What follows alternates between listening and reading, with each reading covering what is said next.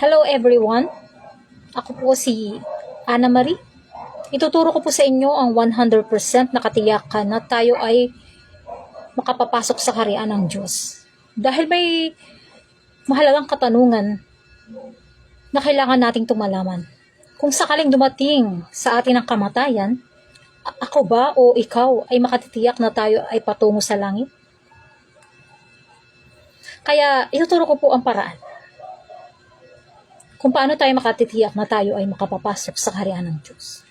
Una, kilalanin muna natin sa harapan ng Diyos kung sino tayo at kung ano ang ating kalagayan sa harap ng Diyos.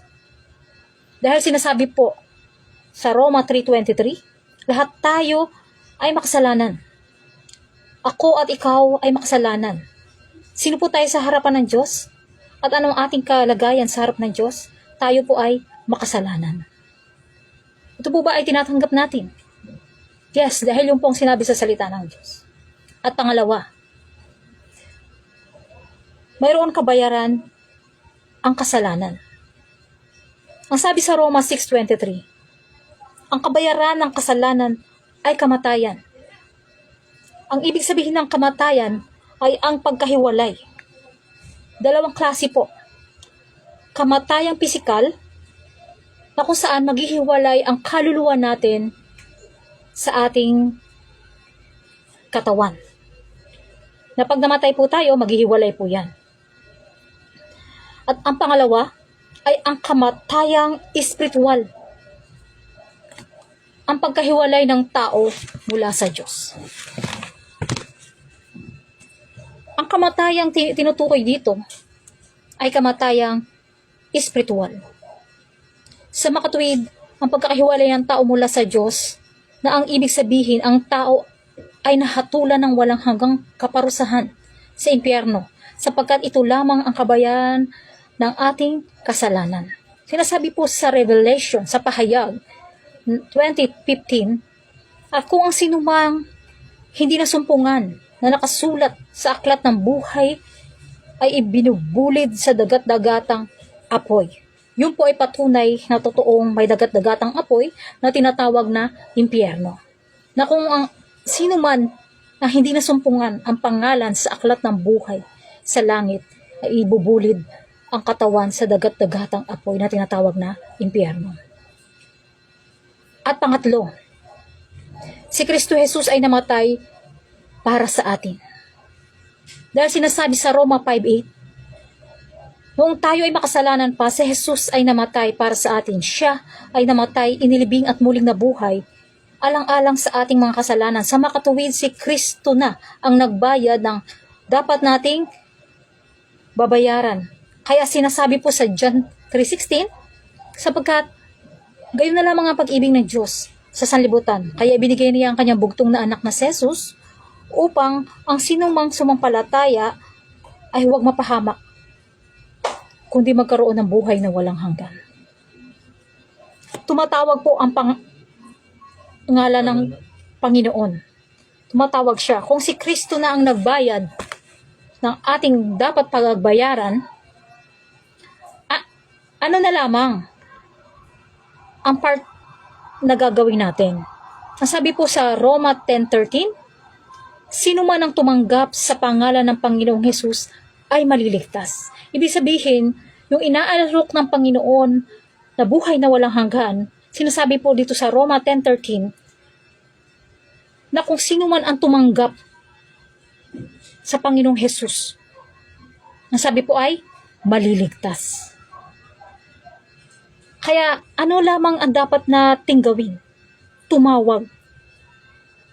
Dahil sinasabi po sa 1 John 1:9, kung ipinapahayag natin ang ating mga kasalanan, ay tapat at banal siya na tayo'y lilinisin sa lahat ng ating kalikuan. Ibig sabihin po, ang pagtawag sa Panginoon. Kaya paano po tayo tatawag sa Panginoon? Ang sabi sa Roma 10:9, kung ipapahayag natin sa ating bibig at paniniwalaan natin mula sa ating puso na si Kristo Jesus ay binuhay mula sa mga patay, tayo ay maliligtas. Sa makatuwid, sa pamamagitan ng panalangin Nais ng Panginoon na iligtas ka kung ikaw lamang ay sasampalataya sa ginawa ni Kristo para sa iyo. Kaya tayo ay manalangin ng pagsisisi ng ating mga kasalanan at pagtanggap sa atin, Panginoon, bilang tagapagligtas. Dahil sabi po sa Revelation 3:20, narito ako'y nakatayo sa pintuan at tumutuktok. Kung ang sino man ay duminig ng aking tinig at magbukas ng pinto, ako'y papasok sa kanya at hahapong kasalo niya at siya'y kasalo ko. Katulad ng pagkatok sa puso ng iglesia ng Laodicea, ang Panginoong Hesus ay matagal nang kumakatok sa puso mo, sa puso ko. Kaya tayo po ay manalangin ng pagtanggap. Kaya kung sino man po ang gustong tanggapin ng Panginoon sa kanyang buhay, ako po ay mananalangin at sumunod po kayo sa akin. Kung nais nyo matanggap ang kaligtasan na nagmumula sa ating Panginoong Hesus, gawin po natin to na talagang bukal sa ating puso. Dahil ang ating buhay sa mundo ay hindi natin alam. Walang katiyakan, pero may katiyakan tayo sa ating Panginoong Hesus. Sige po, kung sino po ang sumunod, sabihin po ang panalangin ito. Dakilang Diyos, salamat po na nakilala ko na ako ay isang makasalanan at nahatulan patungo sa impyerno.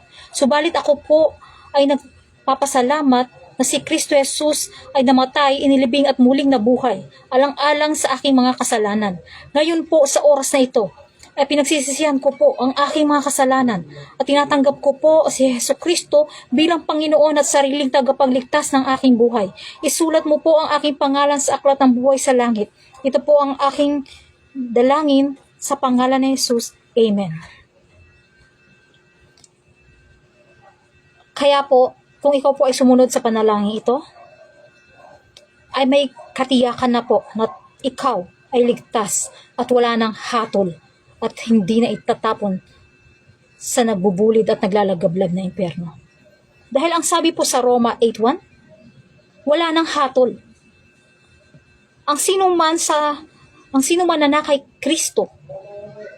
At ang sabi po dito sa John 1:12, ang sino mang tumawag, sino mang tumanggap sa Kanya ay pinagkalooban ng karapatan na maging anak ng Diyos. Ikaw po ay anak na ng Diyos ngayon. Sa makatwid, ano ka na po ngayon? Anak na ng Diyos. Anak, at kung ang anak ng Diyos ay kabilang na sa kanyang kapamilya, ang sabi po dito, kung ikaw anak na ng Diyos, kabilang ka na rin sa pamilya ng Diyos. Kaya kapag umuwi ang isang anak ng Diyos, saan siya uwi? Sa tahanan ng Diyos. Sa langit po yun. At ang sabi po sa Luke 15:10, at libu-libong anghel ang magkakatuwaan sa langit, gayon din sinasabi ko sa inyo na may tuwa sa harap ng mga anghel ng Diyos dahil sa isang makasalanang nagsisi. Kaya po ngayon, kung ikaw ay tumanggap at sumunod sa panalangin ng pagtanggap at pagsisisi, libu-libo pong anghel ang nagkakatuwaan sa langit. Natutuwa sila at nagagalak na ikaw po ay kabahagi na sa kapamilya ng Diyos. At sa oras na hindi natin alam kung anong oras at araw tayo dito kukunin ng Diyos, ang sabi po dito ay babalik tayo sa kaharian ng Diyos. Kaya God bless you. Nawa po ay magsilbing aral po ito sa atin na dito sa mundo ay temporary lang ang lahat ng bagay. Subalit, kung ipopokus natin ang ating mata sa ating Panginoong Hesus, the author and the finisher of our faith, ay may katiyakan tayo. Mamatay man tayo, muli tayong bubuhayin at makakasama natin siya. Makapiling natin siya sa kaharian niya. Kaya, see you next time. Maraming salamat.